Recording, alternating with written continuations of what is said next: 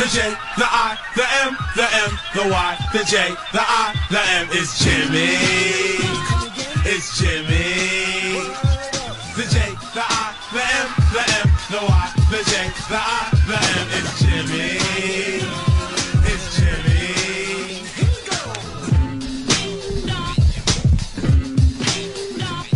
How's that for a new opener? Oh, I hope that gets everyone pumped for the Jim Norton Advice Show. Isn't that a good new opening? Really gets you going. It's got my name in it. All right. It's the Jim Norton Advice Show. And, April Fools! It's obviously April 1st. And, you know, a lovely afternoon so far. You know, it's been a really weird couple of days with this whole Trevor Noah thing. Everybody is talking about, you know, I mean, most people that listen to the show, even the ones that hate the show but listen to it because they have nothing else to do, they agree. I think Trevor Noah shouldn't be fired or penalized. And it's like, when does it get boring? Like, we get sick of talking about it. I know I do. It's like you just get sick of yapping about the same thing. But, you know, when are they going to stop hassling people for jokes? Like, I don't know. There's not one person I've ever met that actually said, hey, that's a great idea. I don't like what that person said. It just drives me nuts. I try to remain calm, though. I really do. Me and Anthony used to talk about that, you know, because he gets so crazy over the racial stuff. And I don't like most of it either. I find that the media reporting on it is very, very inconsistent and irritating. But we were discussing it one time, and it said, it's like we wait for that moment where we're going to say the magic thing, which makes everybody change their mind. And that moment just never comes. Mark in New Jersey, what's up, buddy? How you doing? Hey, how are you? I'm doing all right. I've been sober about 15 months now, and okay. I'm losing friends. Why?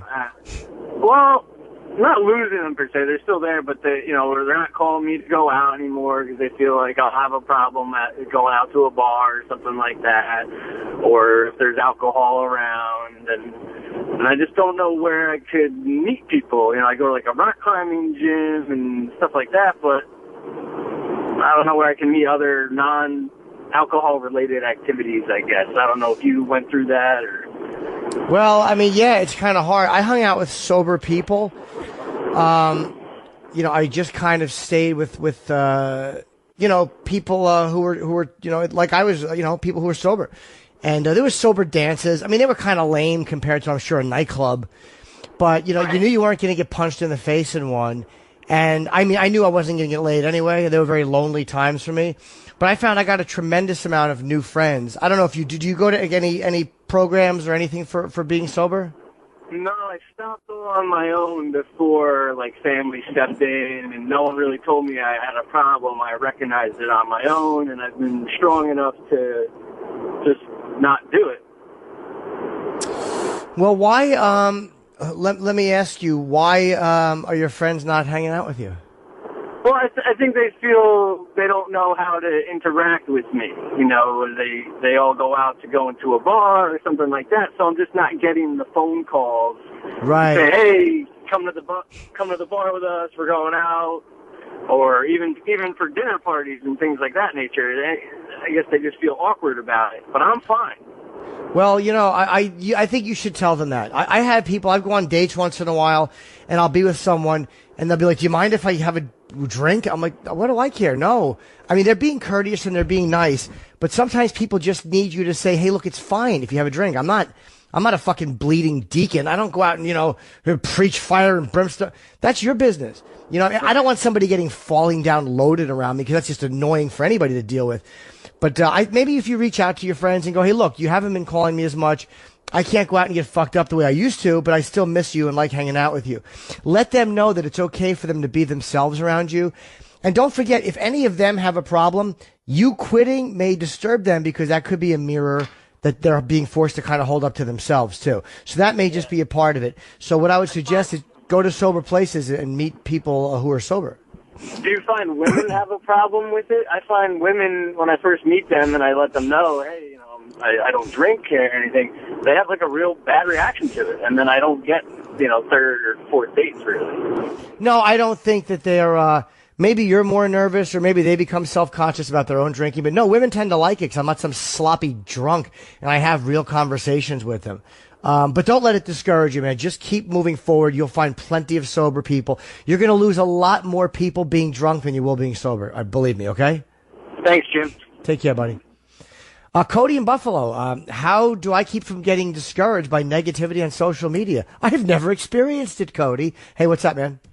How's it going, Jim? I'm good, buddy. How are you? Good, man. I read your Time article. I want to tell you that I absolutely loved it. Thank you. I thought it was very well written, and I agree with everything that you brought up. Thank you. I was just curious. I mean, you're a public figure. You're on the radio. You're a comedian. You tour, so you probably experience it more than someone like myself. But when you're dealing with, you know, when you're on social media, you see a lot of people kind of posting things that contradict the notion that you were alluding to in your article. People that kind of support the political correct viewpoint and over censoring things. And a lot of times when I see stuff like that, like I just get so frustrated. I almost want to like delete my Twitter and like just get off the internet because I feel like it's almost a hopeless situation. Like there's too much ignorance around us to even try and fight against it. And I'm curious, kind of, since you probably deal with it more, how you deal with, instead of just withdrawing, actually being outspoken and trying to fight against that. Well, that, you know, it's funny because that's what people do. That's why people, like when I debated Lindy West, people who didn't agree with her, and I didn't agree with her, but there was no reason to be nasty to her. Like literally, she had the debate. She showed up, but guys were still going on, you're a cunt who should get raped, because they think that they're just being edgy, but they don't understand, like, you're saying that, like, they don't even know why they're doing it. The reality is they want to be heard. People want to be heard. And sometimes just saying something really awful is the only way you think that you're going to be heard. And I understand because I have that same instinct. Believe me, there's times like, you know, if taxes go up or whatever, I want to go on, you know, President Obama's Twitter and just yell, fuck you. You know, we all want to do that because you think that will get a reaction, but it really doesn't. Because we're afraid if we talk civilly, you know, believe me, I've said a lot of horrible shit. So I'm not against saying horrible shit. But I mean, I understand why I do a lot of it. It's a frustration and a fear of not being heard. And, you know, realistically, man, I talk for a living, so I'm going to have to deal with it. And I've been brutally criticized on social media. Sometimes it's accurate. Sometimes it's not. You have to kind of know. I think I'm at least fair enough with myself to have a good gauge for when it's accurate and when it's not, or, you know, as a stand-up, I've said this before, but you get criticized every fucking night. You know, every night that they don't laugh, that's a room full of people going, nope. You know what I mean? It's like somebody on Twitter. It's like, you know, come on, dude. I fucking, every night an audience tells me what you're telling me with one joke or another, sometimes with all my jokes. So, you know, you just have to know it for what it is and recognize it for what it is. Like most of the social media outrage is a lie. So I know it's a lie and I address it as the lie that it is. So it feels kind of good to combat all these fucking babies, all these fucking little crybabies just by being logical and expressing my opinions. That's all you can do. I mean, otherwise, look, they're going to express their opinion, so fuck them. Why should I express mine? All right? Yeah, well said. I just want to say, man, like for you to be in the position you're in and to have those opinions and to be able to write for Time and get it out there, you're really like an inspiration to someone like myself that like it is worthwhile and there is a place for people like us, I guess. So I just want to tell you how much I appreciate that. Okay, yeah, I appreciate it too, man. And I only write for Time when they ask me to. Like I've never asked Time, hey, could I write this article for you? I've never gone to them. They have asked me, the only thing, I've said no to a couple things, like they asked me to write about Joan Rivers, who I love, but I just didn't know her. So I felt like I wasn't qualified to write anything. You know, I wound up writing this, though, because they asked me to. It was a great article, dude. Thanks again. Thank you very much. Ryan in Chicago, wife passed away 2 years ago, having trouble moving on. My name's Paul, actually, but yeah, my wife passed away 2 years ago, and I cannot meet anyone for the life of me now. And I'm a bit of an older gentleman, and so I'm having trouble. How old are you? Wondering what to do. How old are you? 57. Well, you know, the thing I would suggest is you get yourself a white van and you drive around and you meet a younger person and you get them inside the van and you get to know each other. Every time I do that, people start yelling at me. That's because they're a bunch of goddamn tattletales and they don't understand when people are in love. You gotta say, go ahead, wave your little fat arm, show everyone we're in love. Yeah, we're just happy is all. See you later, Ryan. Take care, buddy. Be good. Let's see. Yeah, my wife died in a fire. Let's see here. James in North Carolina wants to let you know he's pulling April Fool's jokes on everybody. What's up, James? I have to say I absolutely love you today because I have been going and spreading the gospel of Edgar everywhere I go. I went to the truck stop. I drive trucks, so I went in the truck stop. I went in the bathroom.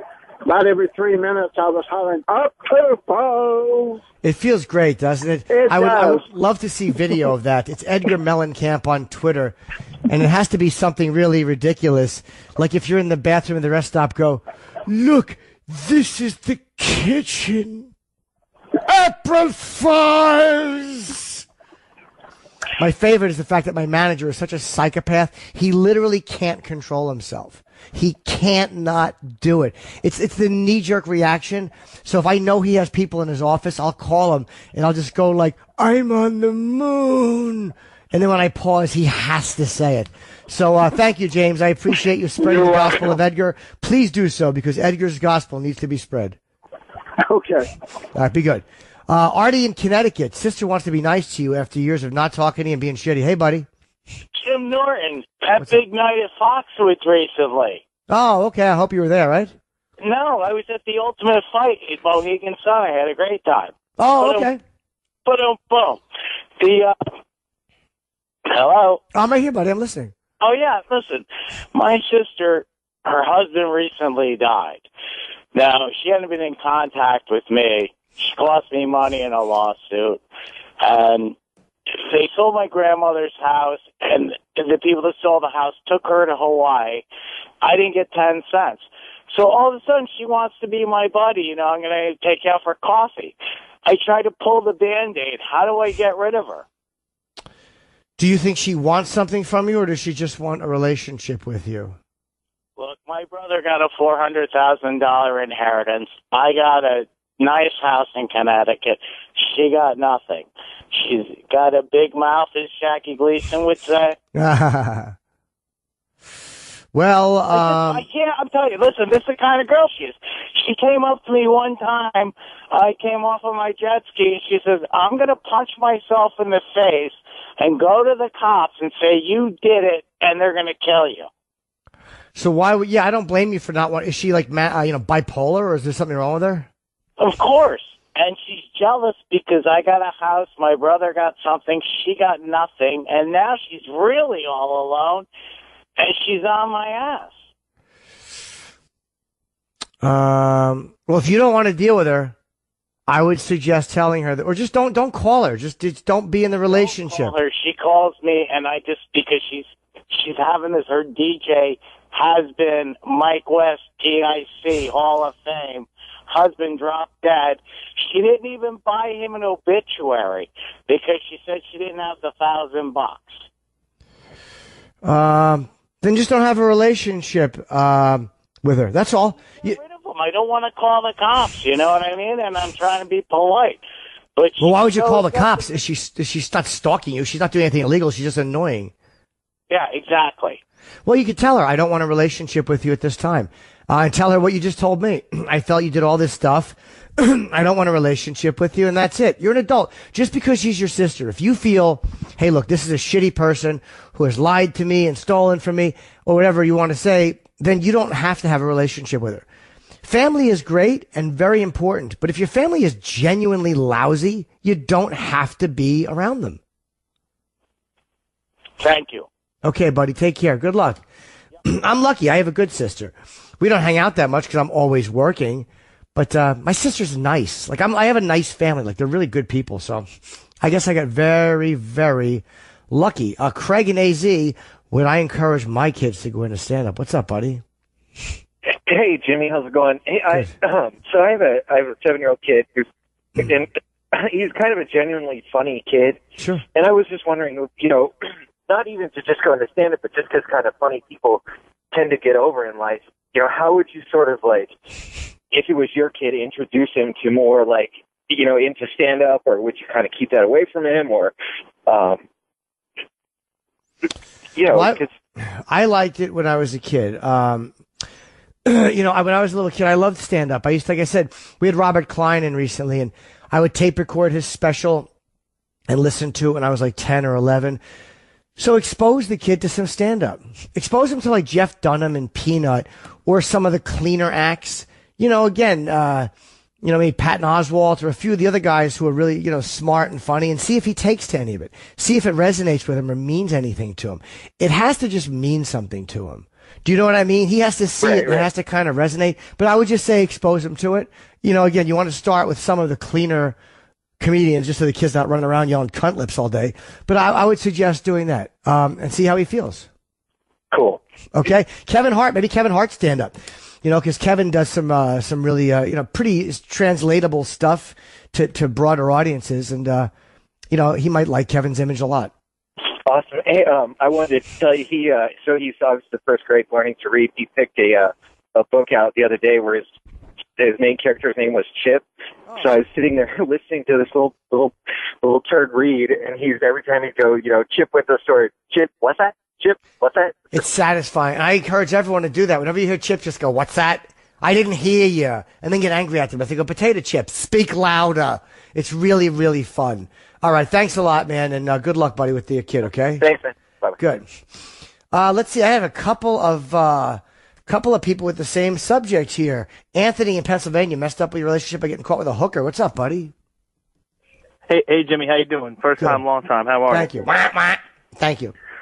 Yeah, man, the relationship was kind of, on the rocks, but we were kind of working at things, and, she said she wanted to be with me, but at the time she was with someone else. And I don't know, man, you get kind of lonely, and I wound up getting caught. It was on like the front page of the local newspaper, Facebook you got spread like wild. Yeah. Right, how'd you get arrested? There's a police thing. Okay, and it's a tough one. So it's amazing to me how they pursue such a thing like that. There's so many more serious. Like, they should get guys who are being genuinely abusive to women, not somebody who just goes out and picks up a hooker. But whatever, that's the law. And so now she doesn't want to get back with you, huh? Yeah, kind of. You know what I mean? Nail in the coffin kind of thing. I'm just real tore up about it. And it was kind of one of those things like, for months, I kept getting a story that, she wanted to be with me and love me and this and that. But yes, she was with someone else. And I kept saying, well, if you really wanted to be with me, you would be. Right. And I don't know, it just kind of got to that point where I felt that I was being lied to too much, or not being told the whole story, whatever the case may be. And it just kind of threw me over the edge a little bit. Well, then why can't she accept that? I guess there's an embarrassment to it. You know what I mean? Like, everybody, I live in a pretty small town, so okay, well, you know what? You ruined a relationship with someone who you felt was lying to you, right? Maybe not lying, but maybe not telling me the whole truth, I guess. Well, then, what have you really lost? I mean, I know you probably miss her. Excuse me, guys. Sorry. My cough button's obviously not working. But what have you really lost? It's the addiction of being with that person sometimes is really hard. But she was with somebody else. She was kind of lying to you, and she won't forgive you. I think that's pretty shitty. Yeah. You know what I mean? No, I hear exactly what you're saying, but, I mean, I guess maybe more of the root of the problem is why I went down that road, I don't know. Sorry, as we're talking, just so you know, our delay broke and we got knocked off the air earlier. I apologize. I'm just reading a note. Hopefully we're on the air now. Dude, I know it's a grief process.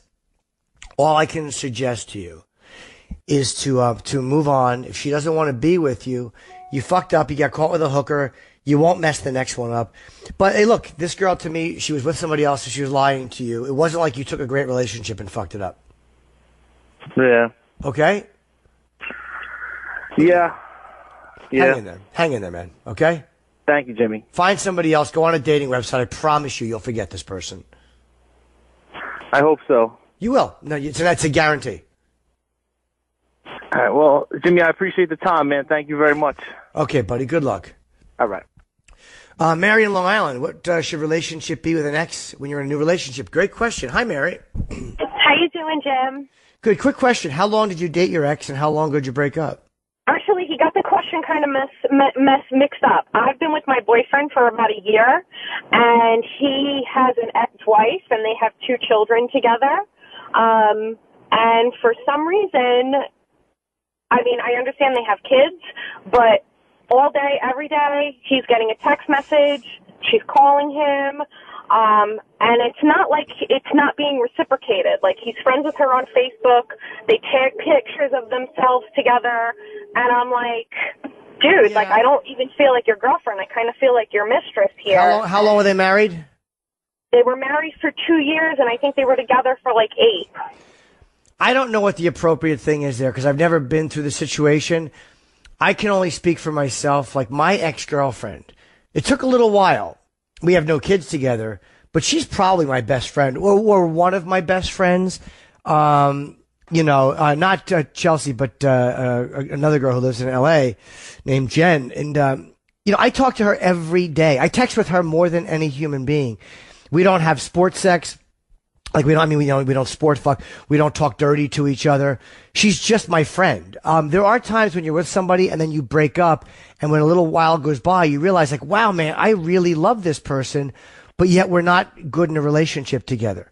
So sometimes you can have a really, really close friend that you get out of a relationship that doesn't work. And Jen and I are never inappropriate with each other. You know what I mean? So I don't know how him and his, but don't forget they have kids together too. So maybe it's just better for the kids. You know what I mean? The other option may be, at least he's not with her. Like he's with you, right? He is. It's just, I'm constantly feeling like I come second to her. For instance, I have a child and an ex that I was with for 6 years, and we have a schedule when he has our daughter so that we can both go out. He doesn't have that schedule, and I'm like, listen, can you schedule a month, one weekend a month that you don't have your kids so that we can go out? No, we can't do that. I want them every weekend. Okay, well, I want a relationship with you too, Right, sure. And then I find out that the ex is going out and partying and having a grand old time, and I'm like, well, I can't we go out and do that stuff, Yes, I understand what you mean. And if he's not willing to do that, maybe, look, was there any shot that she was going to fight him for, I don't know. I mean, I don't know what the dynamics of the relationship are, but you have a choice then. If that's the way he's going to do it, you've already said how you feel. So you're either going to learn to adapt to it and adjust to it and hope it gets a little bit better, or dump him. Now, I'm not saying you should dump him. That's just all you really can do. You can only, one of those two options is, you can do that, or you cannot do that. That's totally up to you, but those are your choices. Yeah, I'm really conflicted about it. I mean, I love him. It's a great relationship otherwise, but, I understand that I have a relationship with my ex. It's normal. It's healthy. It's good for our daughters, but he's just too buddy-buddy with her. And he acknowledges it, but he's like, well, I don't want to be enemies with her. And I'm like, you don't have to be enemies with her, but I don't need her texting you all day, every day. I don't need you, I don't need to go onto your Facebook feed and see pictures of your kids that say my everything and then tag her with it. It's kind of like, well, you're my girlfriend, but she's my wife. So she's higher than you, and I'm just tired of it. I really am at the point where I think we're going to break up because I just don't want to deal with it anymore. Okay, fair enough. I mean, then there you go. You can answer your question. You've made your wishes known, and hey, that's all you can do. I mean, if he doesn't want to do it the way you want to do it, and you're not happy, then hey, that's your choice. Yeah. I just. I figured I would ask because you do give such good advice. Yeah. So, okay, Jim, thank you so much. All right, thanks a lot. Oh, let's see. Wow, a lot of people tonight. Matt in Rhode Island, tough question. Aspiring radio host. What's up, buddy? Jim, what's going on? How you doing? I'm okay. How are you? I'm not too bad. Thanks for taking my call. Sure. Jim, so I'm a young guy, 24 years old. I went to college. I studied communication, and I had a radio show at college that was pretty successful. It was all about cars, so it kind of had a specific audience, but we did a pretty good job with it with social media and all that stuff. And when I graduated, I went out and I worked for a car dealership, got promoted a couple of times. I thought that I was kind of on a fast track to doing some good stuff there. And all of a sudden, about 2 months ago, it came to a halt. My general manager walked into my office and said, all right, buddy, pack up your stuff. You got to go. Why? Don't really know. I guess I just didn't do a good enough job according to his standards. And so for about, a month or so, I kind of sat on my ass, was kind of drinking, playing video games, doing whatever, trying to figure out what I really wanted to do. And I had some issues. I got kind of depressed. I had some anxiety problems. I had to go see a therapist, all that crap. And I'm doing better now, but I decided, all right, I got to try to follow my passion. So I started up a podcast, and it's called Motor Mouth. It's all about cars, which, again, could be a little boring if you're not a car guy. And I'm trying to get it out there, and I'm trying to get it out to these radio stations and stuff like that. I just finally got an email back from an AM radio station here in Rhode Island, and they're telling me, yeah, well, if we like it, you're going to have to pay us money. You're going to have to write us a $2,000 check to get some airtime Sunday morning. Listen, it's a different game. Podcasting is probably the smarter way to go right now. Just keep doing your podcast. That's what my suggestion is. Very, very hard to break into radio. If they want to charge you $2,000 to get on the air, fuck them. Unless they just want to sell you the airtime and you can sell advertising and make money, maybe that's an opportunity. But I would suggest continuing just to do your podcast. That's all I would suggest. Keep doing it, make it better and better. Hopefully get more and more people listening, and then you'll make some money doing it and you won't even need the radio. What do you think the best way to promote the podcast is, really? Social media? Yeah, I think so, buddy. It's a really hard thing to promote because there's so fucking many of them now. So how do you stand out? That's the tough part. Get some guests on, see if you can get some traction from social media. But yeah, that's the only way to do it. It's a hard thing to do. Yeah, it definitely is. But I'm hoping one day maybe I can get myself into that Sirius XM studio. So we'll see what happens. Take care, buddy. Thanks so much. All right, thanks. Chris in New York. Am I aware of stats about sexual abuse victims becoming abusers? What's up, Chris? Are you asking, am I aware that there are? I don't know the exact stats, but I'm sure it's pretty high. Yeah, because I'm sadly a victim myself when I was younger. And my wife and I have been trying to conceive for almost 3 years now, and nothing's happened. And in the back of my mind, I guess in some sick way, I'm thinking that maybe it hasn't happened because maybe, I don't know, in some weird way, I would be an abuser myself in some sick, disgusting way that I would think. I don't know. Like, maybe that's the only reason that my wife and I can't conceive is because I was abused for so long. Well, how long were you abused for? How long were you abused for? About 4 years. Okay, and by a member of the immediate family? Yeah. So do you have a fear that you will do it?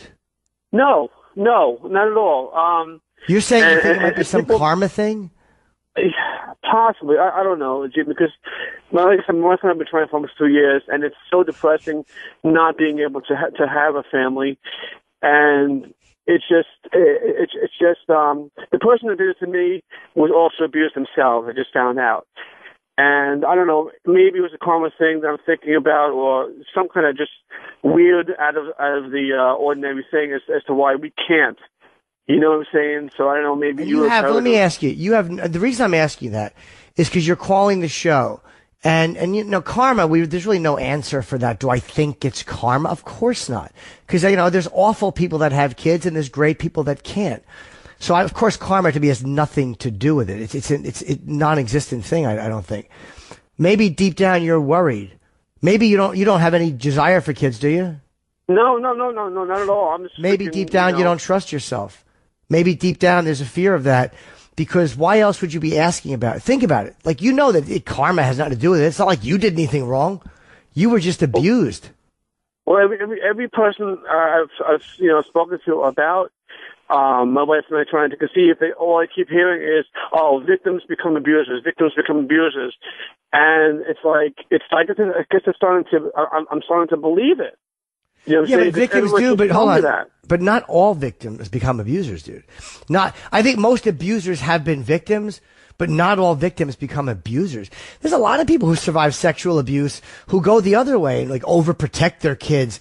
And, look, if you're talking about it and you're concerned about it, and I mean, I don't know if you've dealt with it in therapy, but I guess that's the thing to do for sexual abuse. Then you're already looking at it and doing something with it. So if any weird feelings come up or any weird urges come up, then you can talk about it with your therapist. I think if you're healthy and you're aware that this stuff happened and you're talking about it and you're conscious of it, chances are you're not going to do it. At least I don't think you would, because you seem to be a lot more aware than a lot of people who would go out and do it. Yeah. No. I definitely think I'm a good person, and I would never ever I would love to shoot somebody in the face that does that to a child, but I don't know. I guess just hearing it from so many people that I've spoken to about that, I guess it just started to weigh on my mind that maybe they're right. Not at all. They are at times right, but that has nothing to do with why you haven't conceived. And the fact that you're even thinking of that, now that you're so much more aware of it, you obviously remember the stuff that happened. I think you're a lot less likely to do it. So just make sure deep down in your mind that you don't have a desire or a fear of doing that. And if you do, then talk to somebody. But no, karma has zero to do with it, okay? Okay. Thank you, Jimmy. All right. Good luck, Chris. Thanks, buddy. Matt in Ohio, what are you, laying in front of someone's door? I'm just chipping you. Used to deal with crazy girls and has a good one now, and you don't want to fuck it up. Hey, buddy. Hey, Jimmy. Sorry about that, man. That's okay. Yeah, so I've got a tendency to pick these these emotional train wrecks, and I get into it. It's too late. By that point, we're knee deep into a relationship, and, needless to say, it turns into shit. But hold on. You're going to tell me you don't see that they're a little crazy? Well, yeah, like after I fall in love, the red flags, I realize, okay, maybe I should have been a little bit more observant, but it's too late at that point, and then, then it just trickles downward. But it's not too late. I think that you must like the crazy ones on some level, like I do, because we can always see when they're nuts. We can always see it. It's almost never a surprise if I'm honest with myself, but a lot of times I don't want to see it. Right. Well, here's the thing. I've found this girl, and she is incredible. I mean, on every level that you need from a potential good partner. No red flags. I've been really observant, and I'm just wondering, do I set boundaries? Because I just want to profess everything to this chick, and so now I'm confused on, do I do what I normally do, or should I just back up and potentially lose her? Well, what do you mean do what you normally do? What is it that you want to do that's so bad? I just don't know what you mean. I'm sorry, buddy. I fall in love relatively fast. Yes, right? that's why I definitely, okay. That's part of the crazy girl attraction. That's part of the crazy girl attraction. We get addicted to these emotional rushes, like these fucking, I love you, and then it always goes wrong. And then you get a nice girl and you pull that shit. I've done that too with naked pictures. Like, I've talked to some really fun girls. They'll send you a naked picture. But if I talk to a nice girl and I'm like, let me see your cunt. And they're like, I don't do that. I'm like, oh, you fucking prude. But then I'm like, you dummy. She's probably just a girl who doesn't send nude pictures of her vagina. Doesn't mean she's a prude. Sometimes we get so jaded with the crazy ones that we get tempted to treat the nice ones like crazy ones. Not all, by the way, not all girls who said they're pussy are crazy. But, no, don't do anything that feels like it's rushing. If you feel like you're rushing, you probably are. Okay. Okay? That's what I would suggest. Thanks, Jimmy. I like the new intro. Thank you very much. It's really, by the way, it was such an April Fool's thing. I forgot about that. I hope people understand that. April Fools! Thank you for mentioning that. I love hip-hop, and that was an old Boogie Down Production song. But I hope people realize I was kidding with that. I forgot to mention that because I just went right into a call or started yapping about Trevor Noah. By the way, Dave Drainman from I saw a tweet from Dave Drainman from Disturbed, who I do enjoy very much. He writes back in all capital letters, "No, Jim Norton, anti-Semitism is the problem. It's a cancer that spreads, and Trevor Noah is helping it metastasize." I like Dave Draymond. I think he's an awesome singer, and I hear he's a pretty hardcore Israeli. But I think he is wrong about that. I think that anti-Semitism is a terrible problem, but being a comedian doing Jewish jokes does not make you an anti-Semite. Not agreeing with Israel does not make you an anti-Semite. There are genuine anti-Semites, and yes, they're a problem. But whatever, I just like Dave Draymond, and then after the show, I'm now going to have to tweet him back, and so we're probably not going to get along. All right, let's see. Fernando in Texas. Mother-in-law problems. Want to cut her off, but you don't want to keep the kid away from grandma. Fair enough. What's up, man? Hey, what's up, Jimmy? Great to talk to you, man. Of course it is. I'm a big celebrity. Yes, you are. Thanks, Jimmy, just having an issue. Like, for instance, my big problem is, like, this weekend is Easter weekend, and they're big Catholics, and I'm not, for one. And two is, I don't want to go over to their house. They have a big little thing going on at their house every Easter, and I don't want to go. And I work a lot during the week, so my time with my daughter and my wife are precious to me on the weekends. So, for instance, this Sunday, it's either I go over with my wife and my daughter to their house and, you know, partake in their little festivities, or stay home and be the asshole. And if I tell my wife, no, you know what, I don't want, you know, my daughter, I don't want Catherine to go over there, well, she's going to, you know, she'll probably say, okay, we'll stay home. But now my mother-in-law is going to be like, you see, they don't let me see her. They don't come over. They don't do this. And we're kind of stuck in the middle of her cuntiness and my daughter having any type of relationship with her grandma. How is she to the daughter? She's great. I don't have an issue with that. And that's something that I dealt with in counseling too, with my own mother. I don't really speak, well, not really. I don't speak to my mother at all. So my daughter really doesn't have a grandma to, you know, really have in her life. And she's done no harm to my daughter. I don't have a complaint on it. It's just, I don't want to interfere with that. Just because she's a cunt to me and my wife doesn't mean she's a cunt to my daughter. I'll say this. know? A buddy of mine has a couple kids, and his mother-in-law lives with him and his wife. And he complains to me sometimes, like, the mother-in-law, because the mother-in-law's kind of bitchy to him. Like, she emasculates him in front of the wife. Why don't you do this? Why don't you know, it's the wife's mother. So I said to him, why do you let her babysit the kids? Fucking throw her out. You know, I'm not married. I give shitty advice. And he goes, you know what? She's good to the kids. I mean, like, no one's going to love them like their grandmother. So he tolerates that. Now, and he has to put up with a lot of shit in the house. If you don't live with her and you don't have to deal with it all the time, maybe it's important for her to have her grandmother, and you just deal with her on a minimal level and tolerate it, but realize this shithead is being really nice to your daughter. So even though she's shitty to you, as the adult, you can deal with it. And she's probably giving the kid great memories, and you know, like, she'll babysit the kid. So even though she's a fucking cunt on wheels, you and the wife can go out to dinner while the old bag babysits her. Yeah, I mean, we try. We do our best. I'm just, when I go over there, I'm agitated, and I get in my, you know, I go into my bad spot, and I start with my comments, and I start making, you know what I mean? I realize look, if she's nice to your daughter, and she loves your daughter, and she, you know, she shows pictures of your daughter to everyone, realize that she is a fucking old bag of shit, but there's something really good about her because she loves her granddaughter. Like, you know what I mean? That's the good part of her. Unfortunately, you got to deal with the cunty part of her, but at least your daughter doesn't. At least your daughter gets the nice old lady part. So fuck it, you deal with it. All right, that's some good advice. Thank you, Jimmy. Just look at her picture and mumble cunt when no one's around. Believe me, it'll feel good. Yeah, I'll just do it to her face. Okay, fair enough. All right, Jimmy, appreciate it. Hope to see you in Texas soon, man. Okay, buddy. Thank you. Dave in Nantucket. How can you quit smoking? Well, Dave, take that cock. It's so long you can suck it. All right, sorry, Dave. I was just doing an old limerick. What's up, buddy? Thank you, Jimmy. You're wonderful. I wish you were on 5 days a week. I really appreciate it. Oh, Dave, from your lips to God's ears. What's up? Yummy. I know that you quit smoking. I believe it was 2001. I also have relationship problems, but I want to know, what was your cure and how did you stay away from it? Because I'm going to try tomorrow because with my sister, I've got a brand new nephew, and she told me if she smells smoke on me, I'm not able to hold my brand new nephew who's a month old. Well, what I would do to quit smoking is I I would take a cigarette and I would stand in a full-length mirror and I would break it in half and I would go, Jimmy Norton, he's our man. If he can't quit, no one can. And I would do this 4,000 or 5,000 times until the desire. No, I'm kidding. I just really wanted to give that advice to somebody. I hope somebody hung up and that's what they're doing and their whole family fucking hates them. No, dude, what I did was Esty from the Comedy Cellar took me to get the patch. I was ready to quit. I had a moment of clarity. Obviously, you want to quit. I didn't think I could do it. My buddy Tom Nemec gave me advice.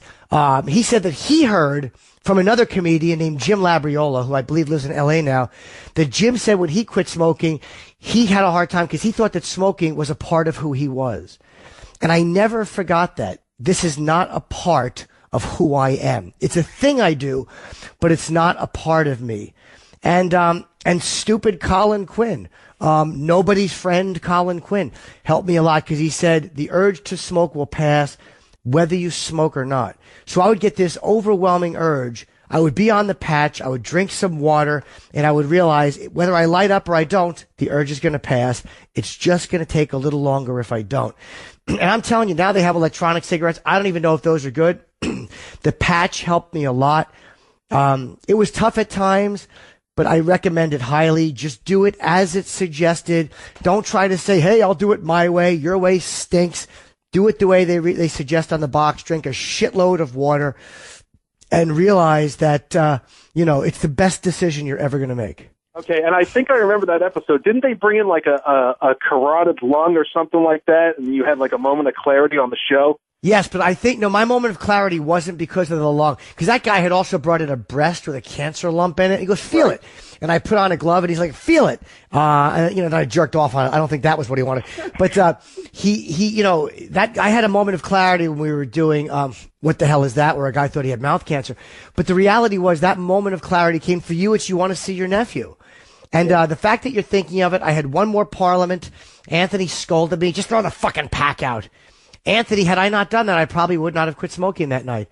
So when you take your last drag, throw the fucking pack out and realize this is going to hurt for a little while. And when you're jonesing and when you're going through, recognize what it is. Go, oh my God, my body is screaming for this, but you're getting it out. Your body is getting rid of it, man. It's a healthy thing. You're going to cough shit up. It's fucking great.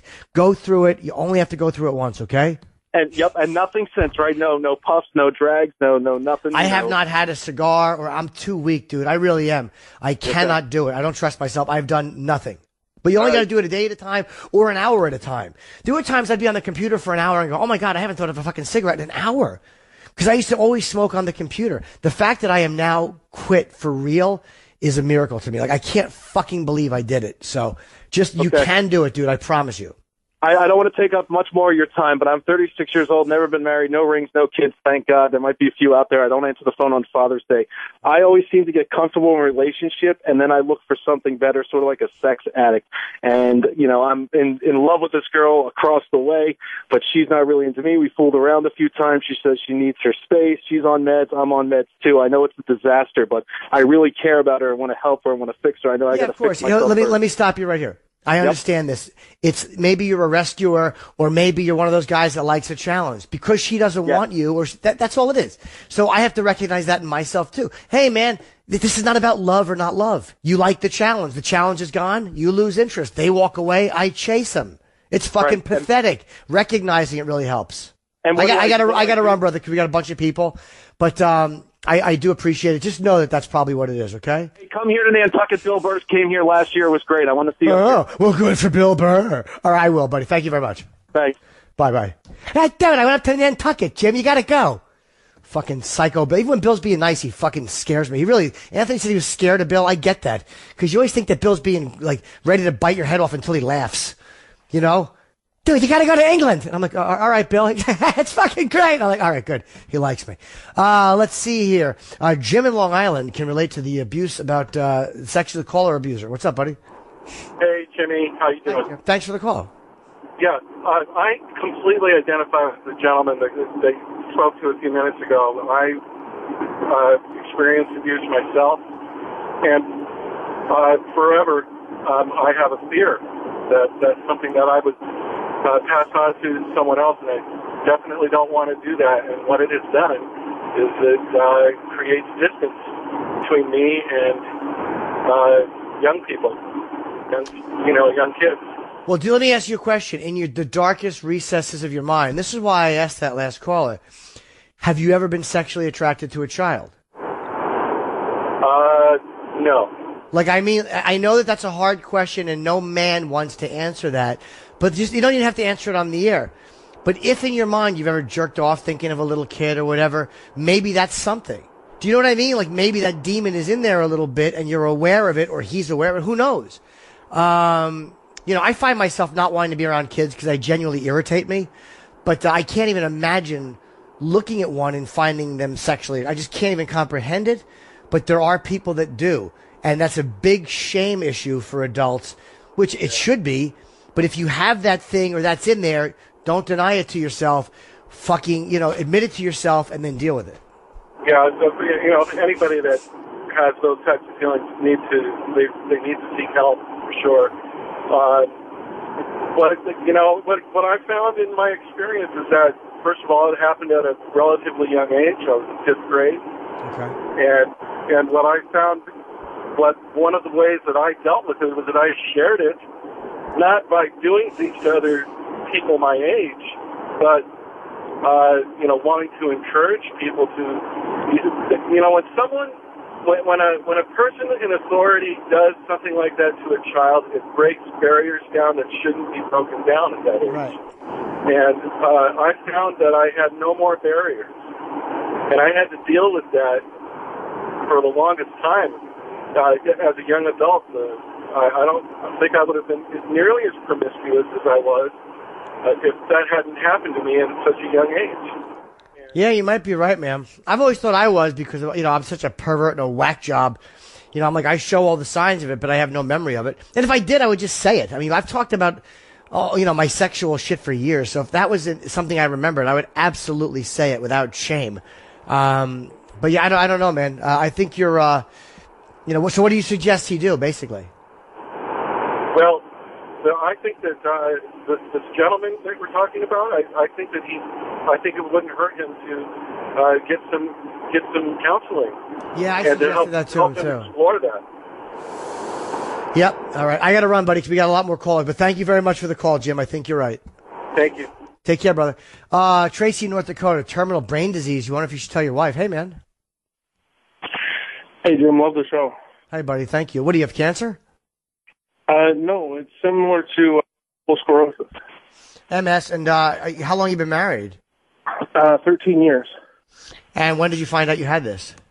I found out I had it about a year and a half ago, and they were kind of thinking multiple sclerosis, and now it's some other rare thing, and my wife doesn't know, and so my dilemma is, do I tell her and have her treat me different, or do I just not say anything and let nature take its course? And when are you going to die? Or do you don't know? 2 to 4 years. Wow, I'm sorry to hear that, man, but you should definitely tell her. Like, why wouldn't you tell her and give her an opportunity to help you? Because for the rest of her life now, I'm guessing if you don't tell her, she'll be like, oh my God, I should have been nicer to him, or oh my God, like, she may have regrets if you don't tell her. So maybe you should tell her and let her work through it with you. And is there any type of a possible fix for it? Maybe. I mean, they're trying all sorts of different things, but, how I guess are you sneaking off to the doctor without her knowing? I told her I had some blood work that needed to be done. And I think you should tell her, dude. I really do. Okay. Because again, how do you, like, whatever the name of the disease, I don't remember. Let's say she's at work and she overhears somebody talking about, oh my God, they got this new thing for this. You never know what another person can do as far as bringing you help, even if it's your wife. She may hear something that she never would have thought, or she may ask somebody she meets who gives her information that you never would have gotten. So I think you should definitely tell her. All right, cool. Be good, Thanks, buddy. Jim. Okay, good luck, man. I'm sorry to hear that. Stinks. Chris in Georgia. We have to wrap up very quickly. You have advice for the mother-in-law caller. What's up, Chris? Hey, Jimmy, how you doing today? Good. How are you? Oh, I'm doing okay. Yeah, I can kind of relate to the guy because I don't care to go around my in-laws very much either. But I've been married for 20 years, been dealing with it for 20 years. I used to feel the same way. I value my time at home when I'm not working with my family, and when it comes time to do something with them, like during the holidays, it feels like it just ruins your time off with your family and everything. But you got to keep in mind, it's just one freaking day, and the next time, you might see them, once in a blue moon throughout the year or whatever, But don't let it get to. I think he's letting it get in his head too much. I mean, it's just one day, and then you've got all this other time to spend with the family. I agree, buddy. Thank you for the call, and thank you for the advice. This is a good show because people have called in and helped out. Thank you guys, everyone, for listening. And next week the show is canceled. April Fools! Thanks for listening to the Jim Norton Show. Hear all that advice whenever you want to on demand at SiriusXM.com/on-demand. On SiriusXM is real.